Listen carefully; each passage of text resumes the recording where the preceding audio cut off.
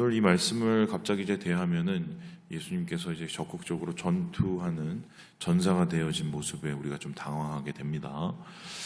그런데 이건 어제 우리가 말씀을 좀 이렇게 넘어섰기 때문인데, 어제 말씀을 이렇게 살짝 보시면요, 예수님께서 이제 예루살렘에 올라가시는 말씀이 보입니다. 19장의 뒷부분에는 이제 예루살렘으로 사람들의 환호를 받으면서 호산나죠, 올라가는 그 장면, 그걸 가지고 이제 우리는 다음 주 13일 날 예배 드릴 때 종려주일이라고 합니다. 종려주일이 뭐냐면 종려나무 가지를 가지고 예수님의 예루살렘 입성을 환영했던 그것을 우리가 기념하는 날이죠. 그런데 이것은 환영과 동시에 곧 예수님의 고난을 뜻했는데, 일주일간의 예루살렘의 삶을 통해서 예수님은 왜 자신이 이 땅에 왔는지를 정확하게 보여주시고, 그에 따르는 여러 가지의 고난과 또 여러 가지 리스크를 다 몸소 안으시고, 그리고 이게 장렬하게 십자가를 지시는 이런 과정이라고 볼 수 있습니다. 그렇다면은 이제 예수님께서 예루살렘에 올라가서 제일 먼저 하고 싶으셨던 게 뭘까? 진짜 예수님은 왜 오셨을까 했었을 때, 어제 이제 말씀을 보면은 19장 45절에 성전에 들어가시는 얘기가 나옵니다. 그러니까 예수님께서 이 땅에 오신 이유는 성전 때문에 오셨다는 거죠. 성전에 들어가서 뭘 하셨냐? 봤더니 거기에는 장사치들을 이렇게 다 쫓아내십니다. 이 장사치들을 쫓아낸 이유가 뭐냐면 교회를 시끄럽게 하기 때문이 아니라 교회를 강도의 소굴로 만들었기 때문이다. 쉽게 설명하면 하나님 이름 팔아서 장사하는 곳으로 만들었기 때문이다. 교회는 기도하는 집인데 하나님 앞에 나와서 있든 없든 모자라든 또 완전하든 하나님 앞에 나와서 무릎 기도하고 하나님의 은혜를 받는 곳인데, 교회를 통해서 장사를 했습니다. 이 사람들이 어떻게 장사를 했느냐? 하나님 앞에 바치는 재물을 가지고 장사를 하고, 그리고 하나님 앞에 드려지는 또 속전을 가지고, 돈이죠, 장사를 했습니다. 그러니까 이런 건데, 드리는 건 드리는 건데 우리가 허락한 것만 드려야 돼라고 얘기를 하는 거죠. 자기들이 집에서 곱게 기른 양이나 곱게 기른 가축을 가지고 하나님 앞에 나와서 드릴 수가 있는데 그거를 못 드리겠습니다. 왜냐하면은 흠결이 있는지 없는지를 다 따져서, 물론 율법에는 그게 나오긴 해요. 그런데 있는 것 없는 것 다 따져서 조금의 흠결 혹은 아예 받지 않으려고 마음을 먹었기 때문에 다 막아버리죠. 그럼 이제 다 수포로 돌아가죠. 어떻게 했습니까? 자기들이 옆에 갖다 놓은 양, 자기들이 옆에 갖다 놓은 소, 그거를 이제 갖다가 바치라고 이렇게 줬습니다. 그냥 준 게 아니라, 예를 들어서 가격이 100만 원이면은 그 위에다가 한 120, 130 붙여갖고, 그러면 그 한 30만 원, 20만 원은 누가 떼먹어요? 그 장사치들이 떼먹으면 그걸 가지고 위에 상납을 하는 구조였습니다. 일종의 카르텔이죠.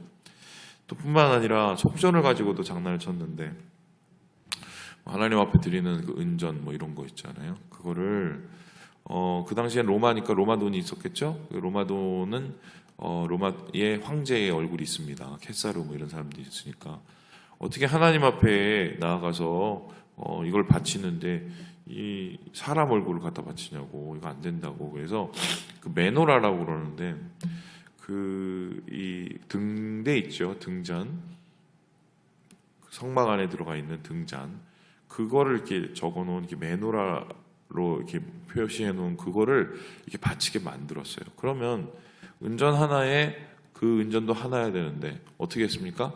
환전을 하면서 돈을 붙여 먹었습니다. 그러니까 똑같이 은전인데 다른 은전이 돼서 돈을 더 붙여 먹는. 그걸 또 누가 착복을 하죠? 위에 상납을 하는 구조. 그럼 그걸 가지고 이제 뭘 했느냐? 대제사장들, 그리고 서기관들, 그리고 지도자들이 나눠 먹는 구조였던 거죠. 자기 배만 부르는 겁니다. 그러니까 이제 사람들이 이렇게 되면 어떻게 됩니까? 성전에 가기가 싫죠. 왜냐면은 거기에 가면은 그런 억울한 일도 당해야 되고 돈도 많이 들고, 그러니까 가는 게 싫단 말입니다. 그러니 당연히 사람들 마음이 어려워지고, 그럼 하나님하고의 관계도 어려워지고, 그러면 하나님은 성전을 만든 이유가 이스라엘 백성들을 직접적으로 만나기 위해서 그 성전을 만들었는데, 그 성전을 만들어 놓고는 오히려 하나님하고의 관계를 엉망진창으로 만들어 놓으니 이거는 하나님의 입장에서는 굉장히 안 좋은 거죠. 그러니 이제 예수님께서 제일 먼저 들어가서 하신 게 뭐냐면 장사치들과 그 나쁜 카르텔을 다 뿌리 뽑고 쫓아내는 일부터 한 겁니다. 그랬더니 여기에 대해서 이제 화가 나기 시작을 한 거죠. 그리고는 어제 47절을 보면 뭐라고 했냐면요, 죽이려고 이제 작당을 하기 시작을 합니다. 그 전까지는 뭐 사람을 살리고 뭐 사람에 대해서도 천국 복음을 전하고 그래도 일단은 좀 지켜보는 스탠스였는데, 이제는 내 주머니를 직접적으로 털기 시작을 하니까 이 사람들이 이제 화가 나기 시작한 거죠.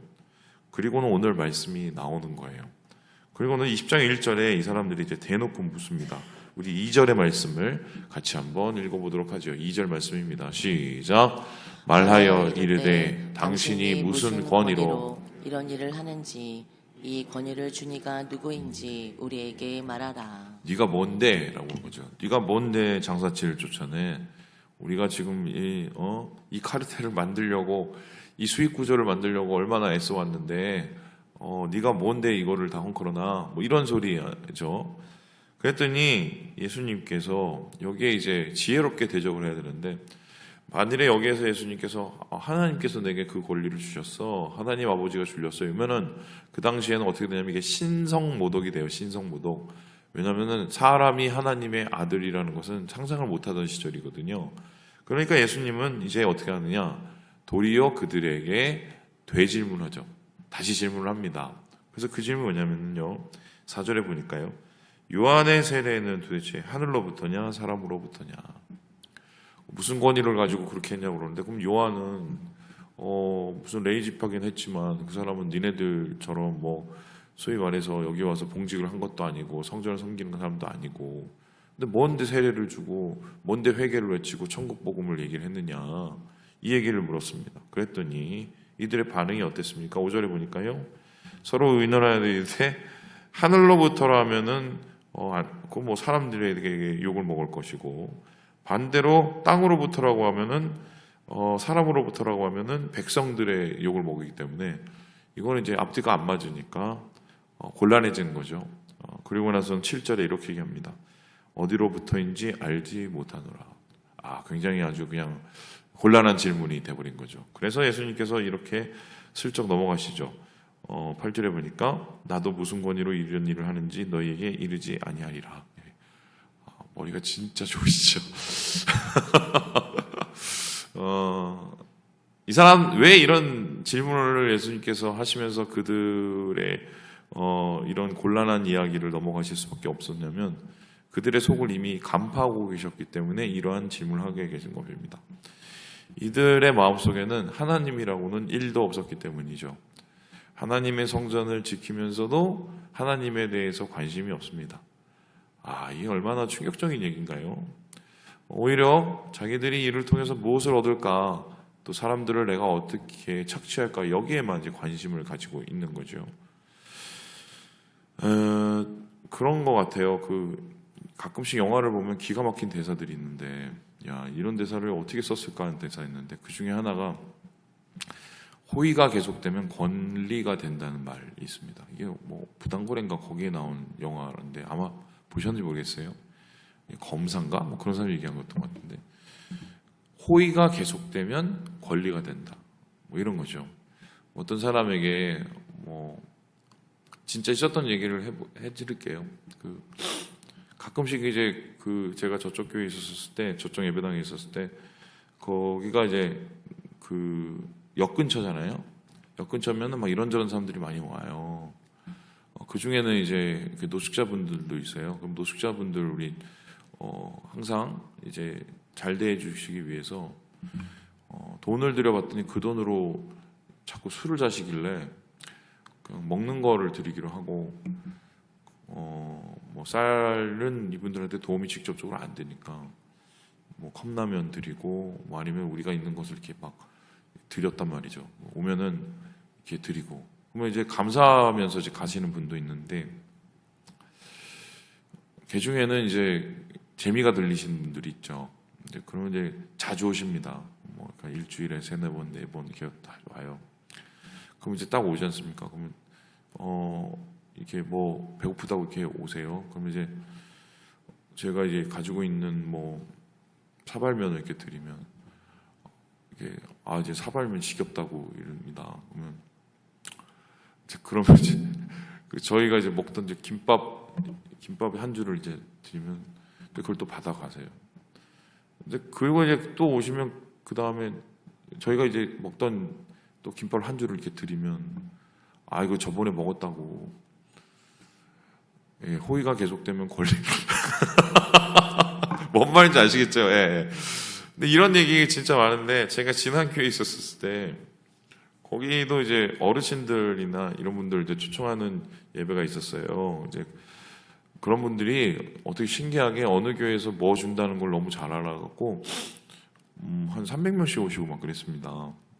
제가 선교 담당이라지 그런 예배 전체적으로 이렇게 진행하고 있으면 막 그 냄새가요 장난이 아니에요. 그 안 씻고 이러신 분들이나 노숙하신 분들이 있어갖고 그러면 이제 예배를 마치면은 돈 1,000원, 그러니까 그것도 500원짜리 2개로 일부러 드려요. 1,000원 지폐로 안 드리고 500원 2개 하고 그리고 그 사발면을 하나씩 이제 드렸습니다. 근데 거기에 1년이 지나니까 어떤 일이 생겼는지 아십니까? 카르텔이 생기더라고요. 이게 무슨 소리냐면 사람들이 많으니까 자기들끼리 그 자정의 의미로 이렇게 해서 줄을 세우시는 분이 생겼어요. 신기하죠? 예. 그리고 이제 앞에서 저희가 이렇게 나눠주면 그 권사님들이 이렇게 나눠드리거든요. 그러면 그걸 나눠주는 거 받으시고 가시면 되잖아요. 또 그거를 이렇게 인도하는 사람들이 이렇게 생기더라고요. 저희가 만든 게 아니었어요. 그리고는 나중에 이제 끝나지 않습니까? 그러면 이분들이 와서 자기들이 줄을 세우고 이렇게 전체적으로 했으니까 자기들은 2배를 줘야 된다고. 이러고 받아가시기 시작하더라고요. 그 다음에 더 웃긴 게 이분들이 아예 자기 말을 잘 듣는 분들이나 이런 분들을 앞에다 세워요. 제가 이걸 보면서 진짜 인간 군상을 제가 보면서 인간사를 보게 되는 거죠. 이 호의가 계속되면 이게 권리가 되는구나. 제가 봤어요. 딱 그겁니다. 지금 이 대제사장들이 잘해서 대제사장이 된 게 아니에요. 서기관들이 잘나서 서기관이 된 게 아니에요. 이것의 시각은 여러분 아시겠지만 하나님께서 레위 지파를 세우신 과정이고 그 레위 지파는 그 금송아지 사건과 깊이 관련이 돼 있단 말입니다. 그때 그들이 하나님의 편에 서서 그 금송아지 사건 속에서 결단을 했기 때문에 하나님께서 그걸 보시고 아론 지파를 세우시죠. 그리고 이 레위 지파를 세웠죠. 근데 레위 지파는 여러분 아시겠지만 시므온과 레위는 야곱 시절에 사실 그 세겜에 있는 하몰이라는 그 족장 가족들을 다 몰살을 시킨 잔인한 사람들이었어요. 그래서 그때 야곱에게 마지막 죽는 날까지 저주를 받았던 그런 지파였단 말입니다. 아들이었어요. 근데 그런 사람들을 하나님께서 어떻게 해요? 따로 구별을 하여 주셔서 레위로 세우신 거는 레위 지파로 세우시고 성전을 관리하고 아론을 제사장으로 세우신 건 잘해서 그런 게 아니에요. 하나님께서 은혜를 베풀어 주신 거거든요. 마찬가지로 저도 마찬가지죠. 제가 잘나서 여기 있습니까? 제가 여러분보다 더 거룩해서 여기 있는 건가요? 하나님께서 은혜로 붙들어 주셔서 세워 주신 거죠. 우리가 예수 믿게 된 것도 사실 그와 별 다른 거 하나도 없죠. 잘나서 예수 믿고 잘나서 구원받은 사람 여기 한 명이라도 없잖아요. 은혜로. 그리고 하나님께서는 시시때때로 우리에게 은혜를 계속적으로 공급을 하십니다. 근데 여러분 아시겠지만 이게 시간이 지나면 이 은혜가 은혜 같지 않는 순간이 오게 되는 거죠. 소위 말해서 이제 올챙이적 시적을 모르는 개구리처럼 이게 당연한 것처럼 생각이 되는 거죠. 그리고는 이런 당연하다고 생각이 들 때마다 그때부터 뭘 시작을 하냐면은 약한 사람, 부족한 사람, 모자란 사람을 내 그 알량한 몇 가지 의의를 가지고 비난하고 정죄를 하기 시작을 하죠. 이게 어쩌면 하나님 입장에서 보면 호의가 계속되면 권리가 되는 거하고 똑같은 거예요. 지금 이들을 은혜로 아론의 자손으로 세우시고 대제사장으로 세우시고 레위 지파로 세우셔서 이들을 성전 관리를 하게 만들어 주셨는데 이들은 이것이 하나님의 은혜가 아니라 무엇을 생각합니까? 자기들이 잘해서 생긴 권리라고 생각을 한 겁니다. 그럼 그 권리라는 생각을 가지고 무엇을 했습니까? 요 얘기가 그 다음에 얘기는데요. 우리 함께 15절의 말씀을 같이 한번 읽어보도록 하겠습니다. 15절입니다. 시작.